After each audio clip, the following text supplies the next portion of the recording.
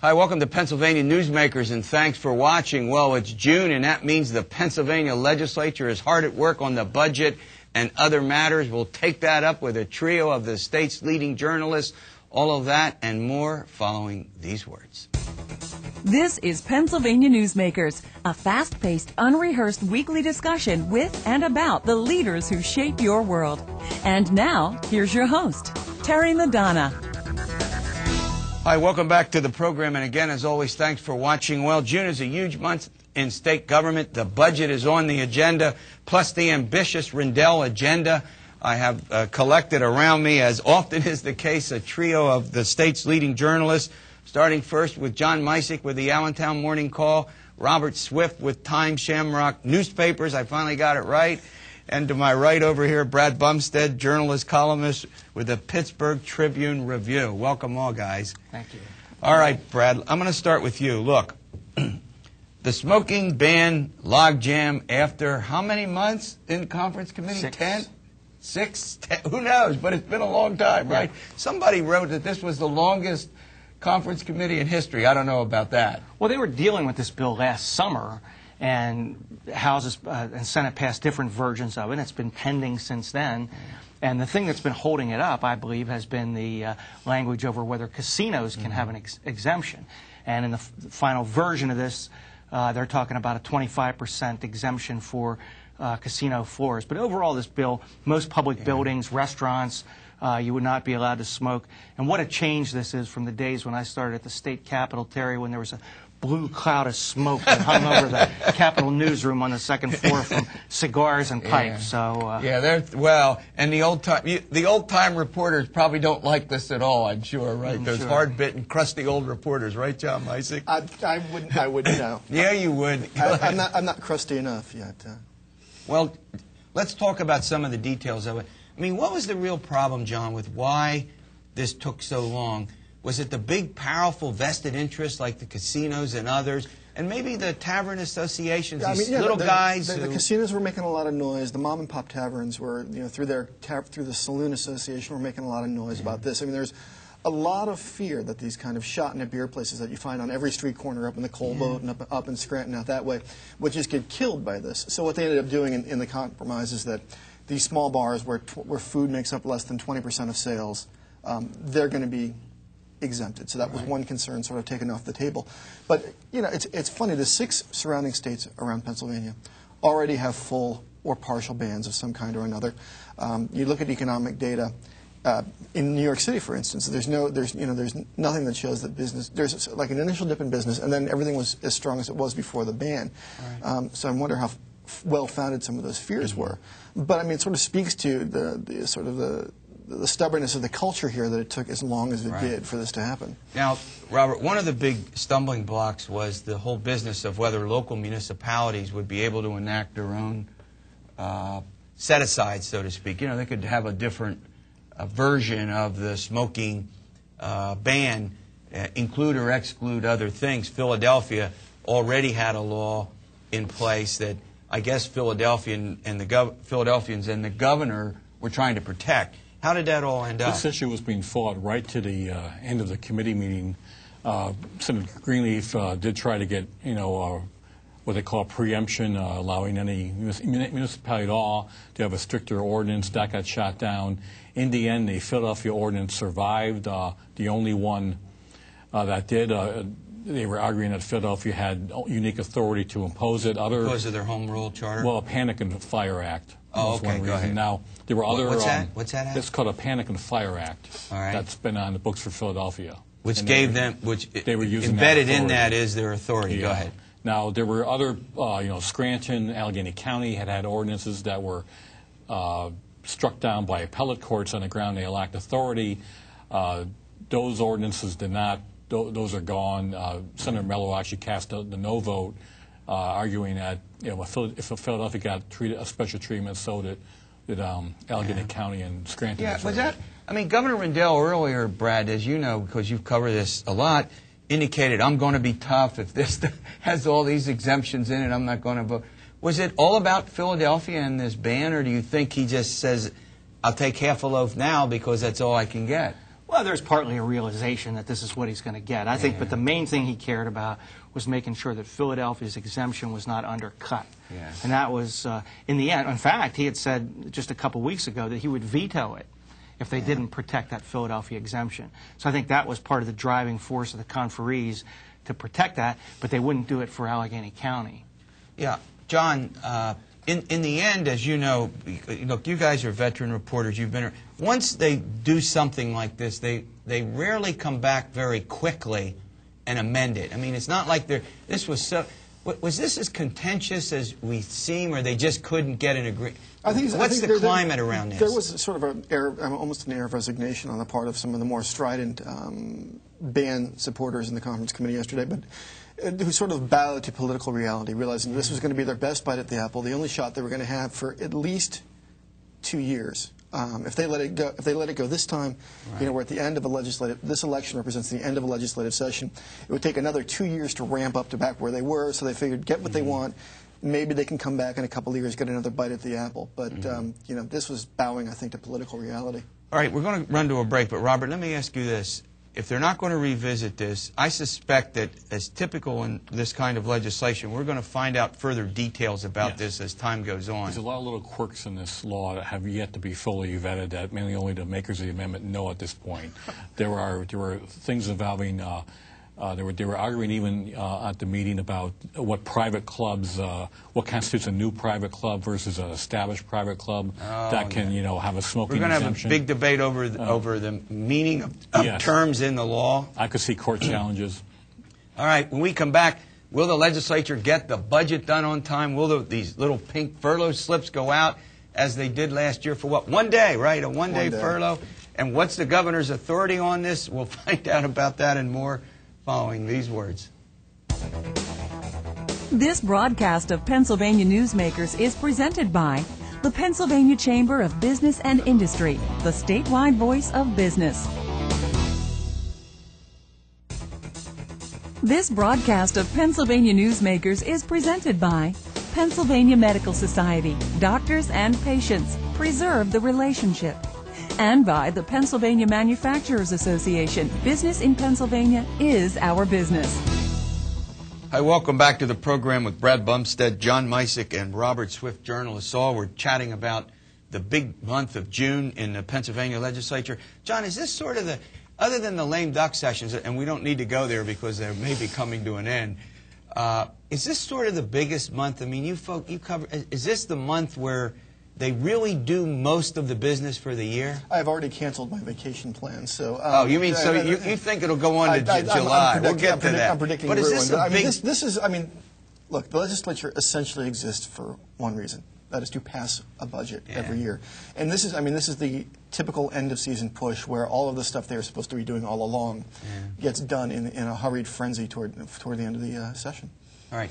Now, before we get into whether they can get this done on time, it's rare that you have, conjoined with the budget, if that's the right word, all of these other issues.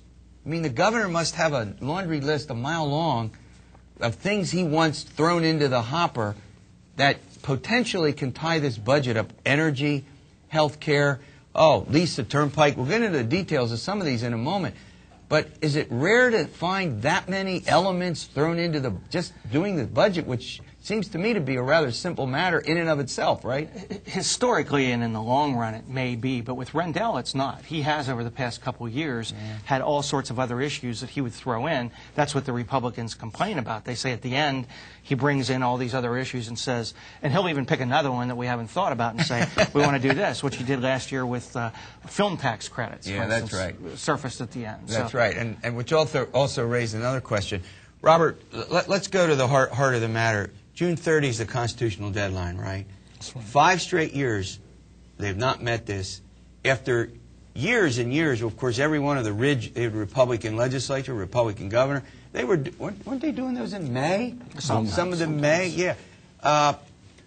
What's the prospect that John's canceled his vacation? What's the prospect that this gets done by June 30? I mean, I know I'm putting you on the spot. I think it's virtually nil. I think that on June 30th, everyone will be referring to Governor Rendell's press conference earlier in the week when he talked about the need to form working groups and why didn't it happen. And so you'll see it drag on, July 4th is on a Friday. Yeah. And you'll start to see into, I think, the next week. Yeah. John, let's talk about this furlough business. Sure. And the legality of it. I mean, there's huge questions. Republicans were furious last year when he did the furloughs. Seemed to me that when, whatever the number was, 24, 25, something in that range, Brad? Yes, sir.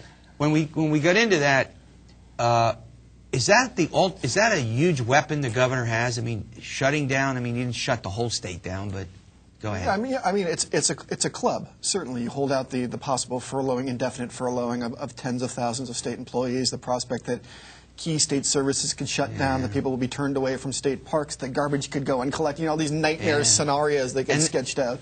It's certainly a club, and I'm sure the employees don't appreciate being used as bargaining chips. Yeah, I remember I had to go to Erie for a speech, and in the fall after this shutdown, and folks were still talking about, is Presque Isle, is that the big park up there? Yeah, because I toured it. It's quite a neat place.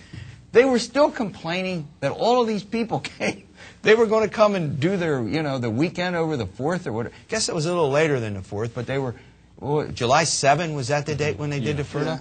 Yeah. I mean, so this does have the potential, even though it's non-essential employees, to be fairly disruptive, no? It does, and there's some interesting political consequences to this. Governor Rendell, of course, is veering toward being a lame duck, so people think, well, maybe he doesn't have that much power. But in this, he has the edge over legislators because they have to run for re-election this fall, and they don't want a real mess with furloughs going on for a long while. However, what balances that is that mid-July, somewhere around the 10th or 11th, the National Governors Association meets in Philly, and I don't think Governor Rendell wants to go there. That's a good point. With state employees being furloughed. Yeah, I had not heard. Oh, yeah. Could you imagine? Those stories in the paper. So in the end, if it were just about the budget, and this year it looks like the surplus is being diminished with each passing month, revenue collections were off. If it were just the budget with a surplus, it would seem to be an easy thing.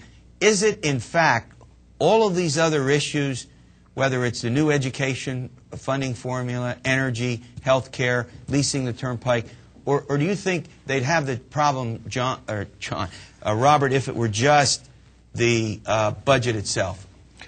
If it was just a budget, it would still be somewhat difficult. But as Brad pointed earlier, there's more and more linkage of issues. There's also judicial nominations in there. Yeah. There's a stimulus package at a time when the economy isn't in great shape. And it's not. And I think the GOP leaders are now starting to tie stuff together to the budget too. It's not just, but certainly under Rendell. Yeah, good point. It's been a driving. Before we run to a break, of late the comments by both sides have been that the earlier meetings have been smooth and not acrimonious. I mean, is that sort of a veneer over a more complicated set of problems? All of a sudden, everything is hunky-dory. They were saying the exact same thing at this point last year, a little bit earlier. Maybe there's more pressure this year because it's an election year and because the economy is not as great, that they maybe are trying to get it done. But I mean, this stuff always, tempers flare, the hour gets late. I mean, this thing always has the potential for this to go off the rails is bottomless. Last word on this segment. Are these differences between the Republicans and Democrats that profound on some of these big issues, or do you think they'll run to the middle and compromise? They're actually close on some issues like energy. I don't think they're that far apart, but it's the size of all of this. It's of the package. It's all the things that Rendell wants done that get complicated. But on some of them, they could probably do them, and maybe at the end that's what will happen. They'll pare them down to fixing some roads and bridges and energy and some other things. Yeah, the big nut is the borrowing. All right. That's right. Borrowing. All right. When we come back, talking about borrowing, we'll see what's going on with the Turnpike lease. Will it come to fruition? Back in a few moments. This broadcast of Pennsylvania Newsmakers is brought to you by Pennsylvania Credit Union Association. Pennsylvania Credit Unions, where people are worth more than money. To find a credit union that is right for you, check out ibelong.org. And by the Energy Association of Pennsylvania, Pennsylvania's energy information source.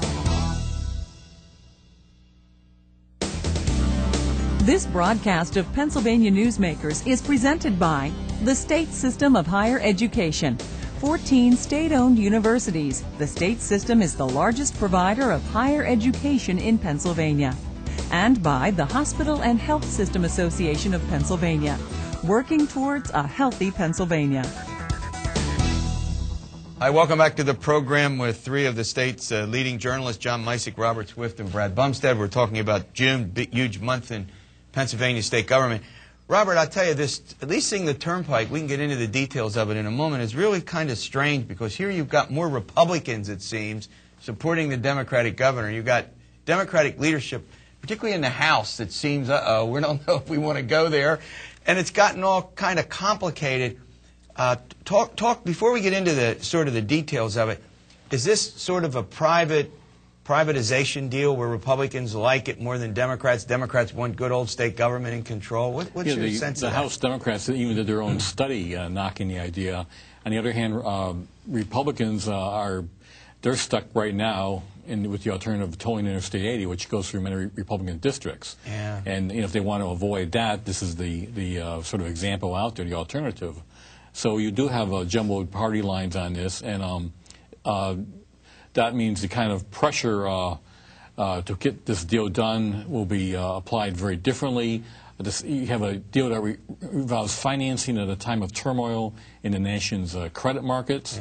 Yeah. That adds to the sort of the stress on this issue. And I guess, John, if they don't do this in some time frame, then they'd have to go back and, I don't know if it's rebid, but the point that Robert's making about the bonds becomes an issue, right? Well, the offer on the table theoretically goes away after June 20th. The Spanish-American Consortium that cast the winning $12.8 billion bid said they're willing to be flexible and to wait for some undetermined amount of time for this to wend its way through the process. But, if it hangs out there for too long, then the offer just plain goes away. All right. What would the advantages be of doing the tolling, of leasing the Turnpike? What does the governor say the advantages are? Well, he says the advantages are twofold to start with. One is that you wouldn't need to toll I-80. You could eliminate that with the Turnpike lease. The second thing is he says it would raise more money than Act 44, the current highway transportation plan. That calls for leasing the and he's tolling saying, he's saying we could get $12.8 billion in, invest it, and have approximately $1.1 billion a year for paying for roads and bridges and transit across the state. So he's saying those are the advantages, and the idea is that a private company running the Turnpike would streamline it and make it more efficient and produce the same kind of services at less cost. Now, Robert, in this, one of the big debates has to do with what the Turnpike Commission is doing and can do compared to what a private company could do. Some of that has to do with the tolls and how much the tolls can go up, the maintenance on the Turnpike. I guess that means not just repairing the roads themselves, but cleaning up roadkill and all, things that actually people get upset about. Is that embedded in this lease deal as well, provisions for that? In this deal, the toll increases in this deal are supposed to be on a regular basis so people know what to expect down the road. To 25% in 2009, and consumer tied to the consumer price index every year after. There are certain maintenance standards they have to have. One of the things, let's face it, if you're driving across Pennsylvania in the winter, the Turnpike is the preferred route. Yep. So, Okay, final thoughts from our panel after we pay some bills.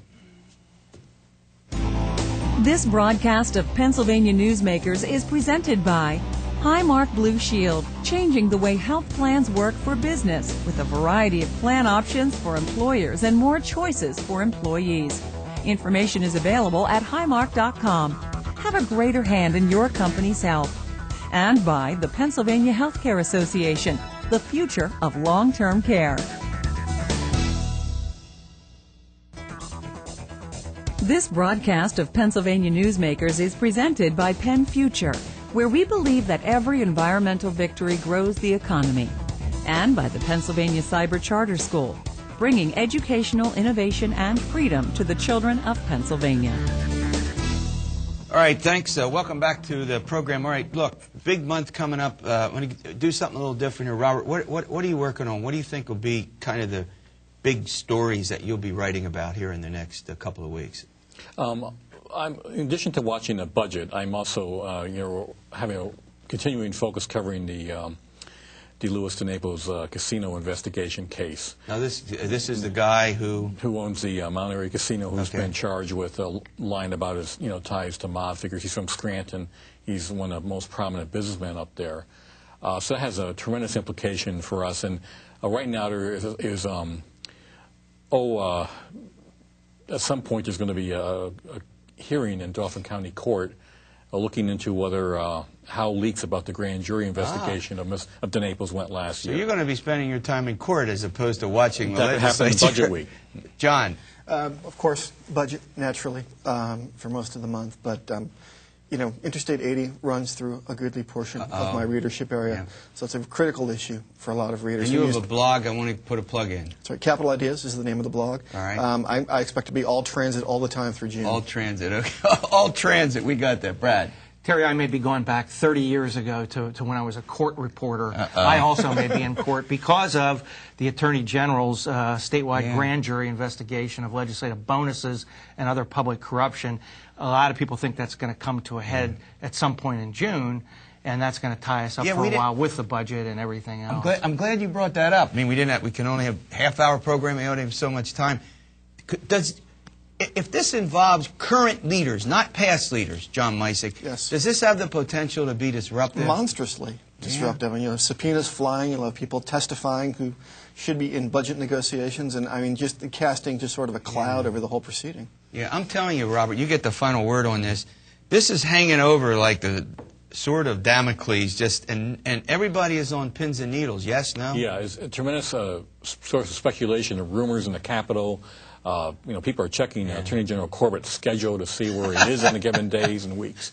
And we had a situation 30 years ago in 1977 where House leaders suddenly were ousted because of corruption charges in May, and that budget went on into late August. All right, Robert, you get the last word. That's something that I think everybody will be watching. All right, thanks again for watching the program. See you next week, and as always, stay well.